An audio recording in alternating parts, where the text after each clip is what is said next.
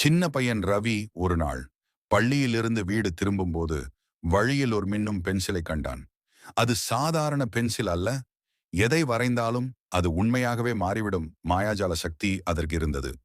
முதலில் ரவி ஒரு பெரிய சாக்லேட் வரைந்தான். அது உடனே கையில் வந்தது. உடனே அவன் தன் வீட்டுத் தோட்டத்தை பெரிய விளையாட்டு மைதானமாக மாற்ற விரும்பினான். ஆனால் ரவியின் நண்பன் அருண் இதை கேள்விப்பட்டு பேராசை கொண்டான். ரவியின் பென்சிலை திருடி ஒரே இரவில் தங்க நாணயங்களை தரும் ஒரு பிரம்மாண்டமான செடியை வரைந்தான். அதிகாலையில் அந்த செடி வளர்ந்து நின்றது. ஆனால் அது மிகவும் கனமாக இருந்ததால் அருணின் வீட்டின் கூரை உடைந்து பென்சிலும் உடைந்து போனது. மாயாஜாலம் மறைந்ததும் தங்கச்செடி மண்ணோடு மண்ணாக கரைந்தது. கூரையை சரி செய்ய அவனிடம் பணமில்லை. ரவி தன் நண்பனின் நிலையை பார்த்து வருந்தினான்.